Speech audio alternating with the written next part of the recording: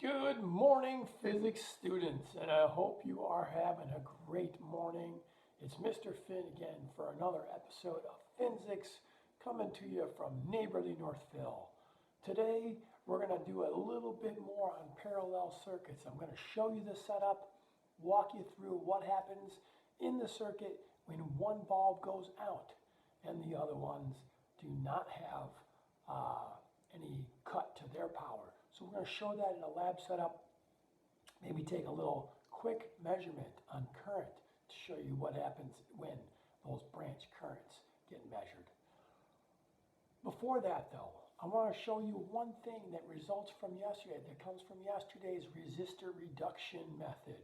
Remember from page 556 in the small print, we had the complicated 1 over Req equals 1 over R1 plus 1 over R2 plus 1 over R3, etc., etc., etc. Well, believe it or not, there's a shortcut to that. So we're going to get to that first. Reminder that today we have the Google Meet session for hours 1 and 2. So early AM or early 10:30 is the office hour, 11 a.m. is the meet for first hour, and second hour we have a 12:30 office hours and then the 1 o'clock meet. So if you are into the Google Meet times, just check in with me. The link will be provided in the doc and we can go from there. Okay guys, let's take a look at what we've got going for this shortcut to resistor reduction in parallel. Okay guys, let's take a 1 ohm and a 2 ohm in parallel. And yesterday we had the arrangement of 1 over R1 plus 1 over R2, and we were able to flip that. Well, I have that equation right here, but you can see if I did this without numbers real fast, I would have a denominator of R1 times R2. Remember, that's a common denominator. Both of these would have the same common denominator of R1 times R2.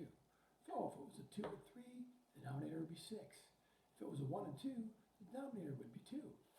That's what we've got today. But what do I do in the numerator? Well, 1 over R1 in terms of R1, R2 on the bottom needs to be multiplied by R2 on top. And the exact opposite for the other thing.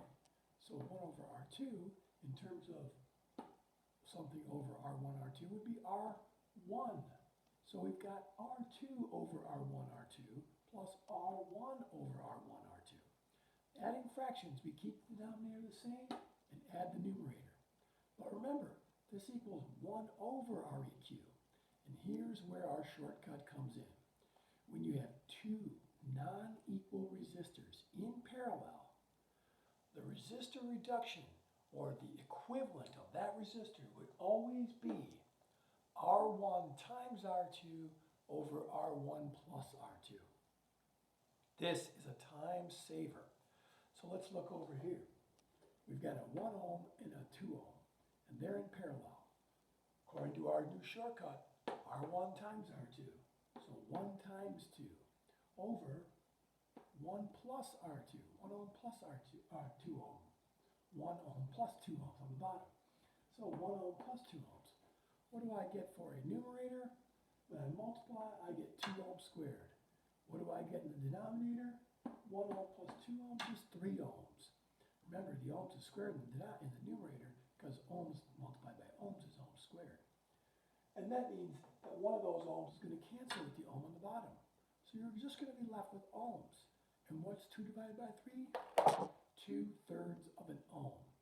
Now this will work no matter how many resistors, but we can only work with 2 at a time. You can't put this equation with 3. You can't say R1 times R2 times R3 over R1 plus R2 R3. It doesn't work like that. See Mr. Aziz or Mr. Evasic for more details on how to add fractions. But we can do 2 of them at a time and then take that result and combine it with a third one. Now I'll be going through those in the next couple of days and we do combination circuits. But this should help out, guys, in terms of your ability to work through parallel circuits. It's definitely a time saver. So if you guys have just 2 non-equal resistors in parallel together, I recommend the shortcut. Multiply multiply the resistors on top and divide by their addition on the bottom, and you'll come up with the equivalent resistor in parallel. Now let's take that setup that we had and put it into a lab, and let's see what we can do. Okay guys, here's my setup. I've got 3 batteries in a battery pack. I've got a red wire coming out of the battery pack, and that red wire attaches to the lead of the ammeter. Now I have it set to measure amps. You can see it's reading 0 right now, but it is set up to measure amps right there. Okay, so I'm going to set this off on the side. Now, the black wire comes out of the ammeter. Now here's where it gets a little tricky, guys. The black wire is connected to 2 wires. One of them is the yellow wire, which goes through this bulb and goes back to the battery. The other white wire goes through the long bulb. Now remember, guys, I have the difference between the round and long bulb right here. So the white wire goes through a different route. Now we could connect them back to the batteries. Let's connect the yellow wire first. If I connect the yellow wire, you can see that the yellow light is on. That's the round bulb. And we're reading about 0.23 amps. So this means that the other bulb is disconnected. It's not connected to anything. It's just out of the circuit right now. There's not a complete loop down there. Now, I've got about 0.23 amps for my round bulb. Now, if I connect this over here,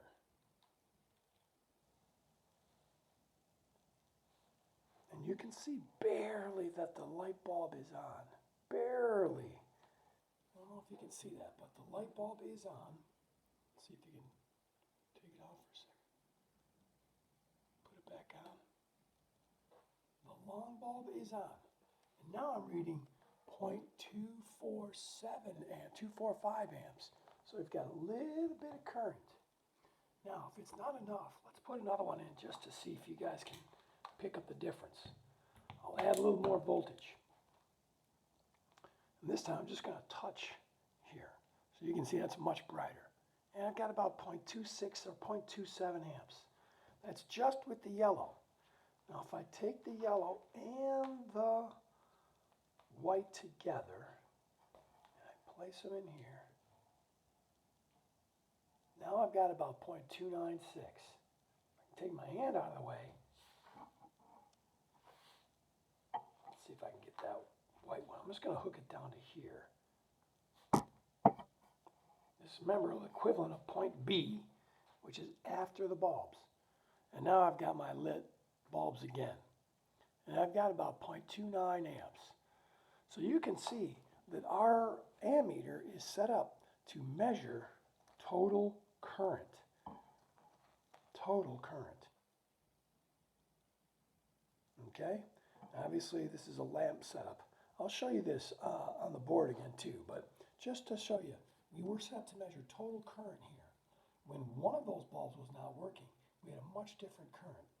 And if one was disconnected, the other one was still working. Let's try that. Let's hook them together.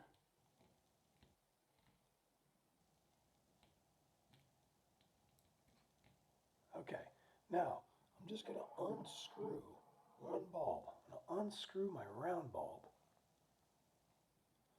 And you can see, well, this is not a perfect situation because some of the other things do have resistance, but my long bulb is still working. Screw it back in. Now in this particular case, you can see the brightness was affected. That's not really supposed to be the case if the resistance of the wires is insignificant to the bulbs. In this case, it's not. The bulb's resistance does not overwhelm the other resistances in the circuit.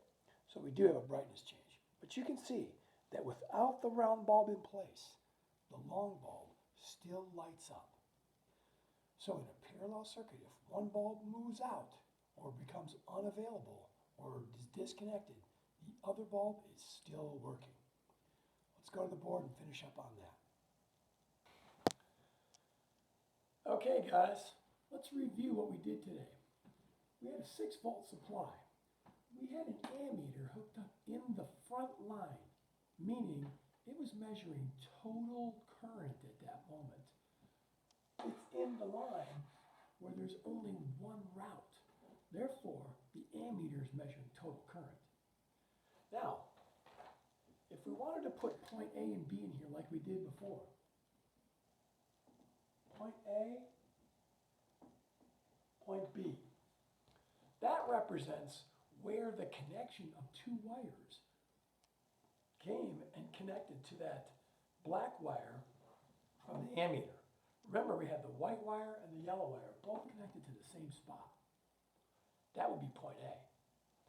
Then, some current travels this way and some current travels this way.